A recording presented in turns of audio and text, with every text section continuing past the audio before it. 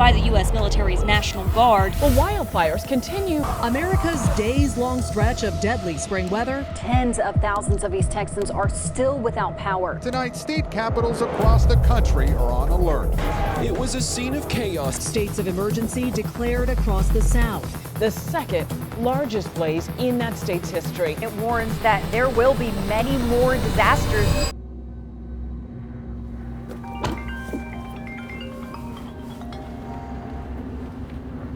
What's up, buddy?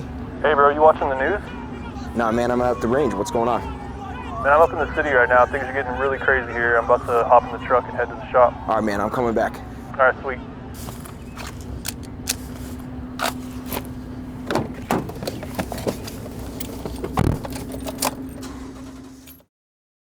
So a lot of times when we think of preparedness, the first thing that comes to mind is bug out bags. But today, we're gonna talk about the get home bag. So for my get home bag, I'm running a North Face Voyager.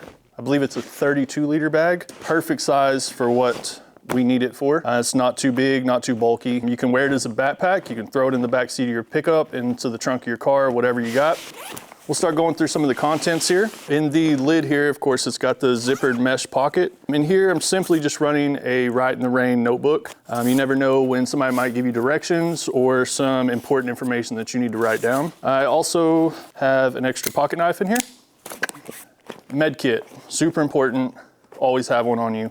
I keep one in my vehicle and I keep my personal daily IFAK on me, but I always have this one right here stuffed in this bag with extra components. So a lot of times you never know what's gonna happen. You never know if you or someone you're with is gonna get injured.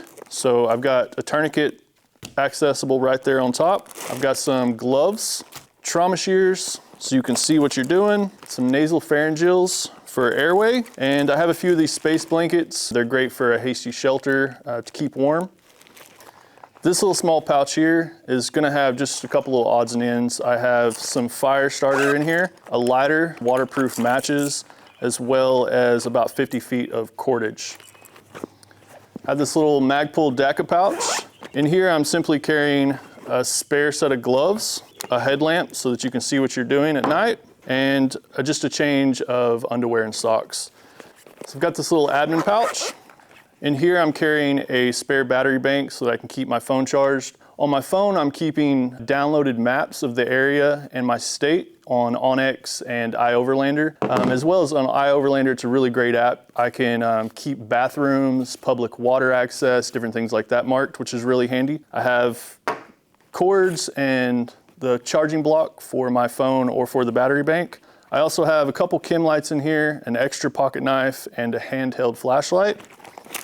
Never go anywhere without an extra little bag of dude wipes. So it's also super essential to carry some kind of morale booster in your bag. For me, it doesn't get quite better than an extra log of Zins.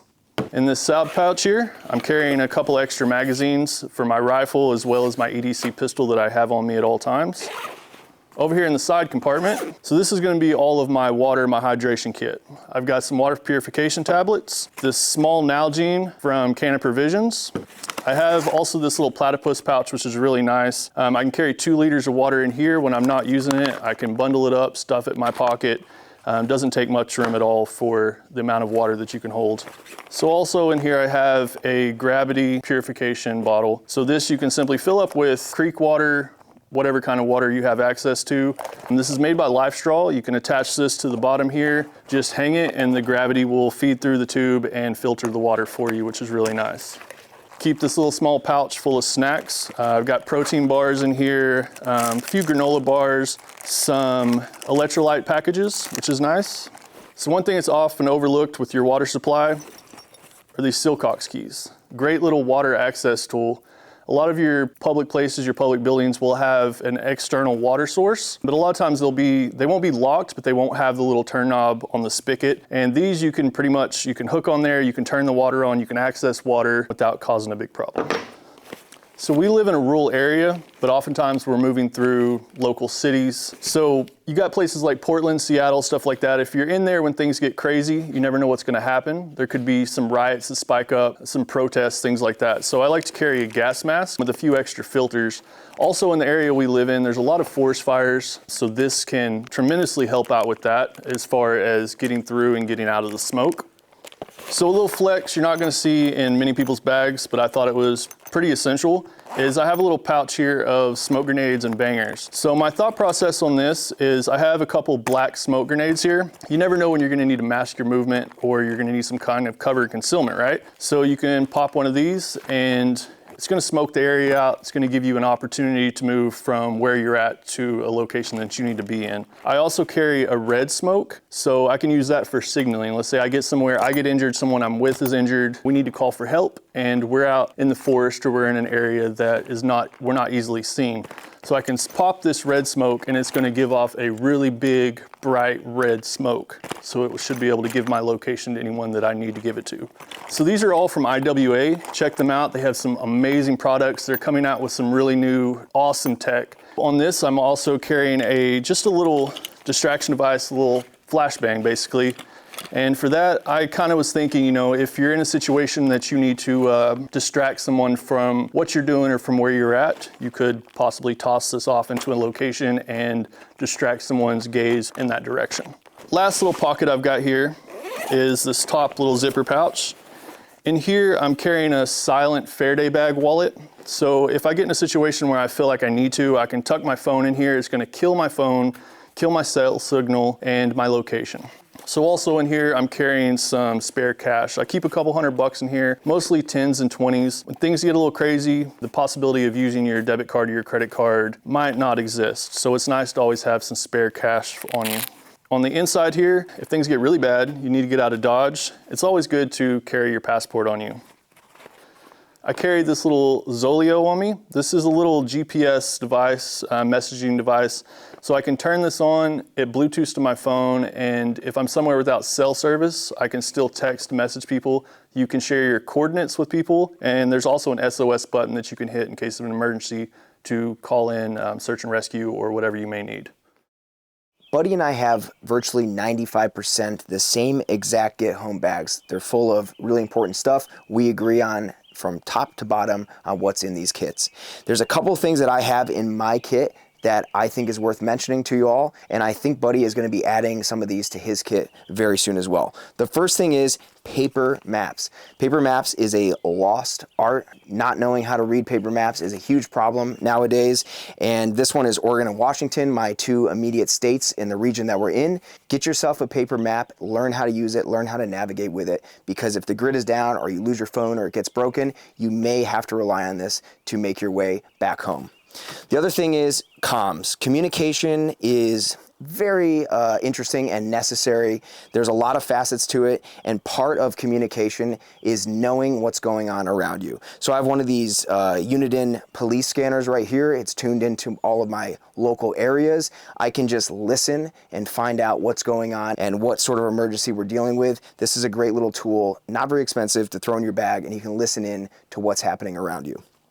The other thing too is lockpicking and entry tools. You might find yourself needing to get into a building, gain access to even a vehicle or through fences on your way back. And I have this entry tool here. It's this mini crowbar with a few different features and a lockpicking kit from Covert Instruments. These are both good little inexpensive tools. Learn how to pick locks. It's a good art form to know. Definitely check that out. And then we have this little entry tool made out of Tegris, which is lightweight, gets through metal detectors, and this can help pop little doors open and latches open, and that's from Black Hills Design. It's a really cool little tool, definitely worth throwing in the kit. Then I also have a Garmin InReach Mini 2. Just giving me some satellite GPS capabilities for messaging. I can message my wife if my phone's down or something happens to it. I can get in touch with my loved ones and the people on my list and check in, send coordinates, that kind of thing. It's worth having in your kit, a little tool like that. And then for sustainment goes, water is so important, as we covered. Buddy has a bunch of really great stuff in his kit for that. There's a couple things that I have in mind that I think are worth mentioning again though. I've got a Lifestraw in here. and big fans of Cana Provisions. They make great stuff for water sustainment. Personal water purification tablet kit. We have a personal rehydration kit. When you're on the move, you're covering a lot of miles, you might have to hit this up. Stay hydrated. It's so important. We can't last long without good, clean water. And also a personal water decon kit in here. Now what I've chosen to do as well is I carry this SteriPen with me. It's a very quick way to utilize this mini water bottle. It doesn't take up a lot of space. It doesn't take up a lot of weight. I can fill this up. I'll throw a pre-filter on here. I'll get water from whatever source is around me, and then I'll just stick this SteriPen in real fast, and within seconds, it's safe and potable and ready to drink.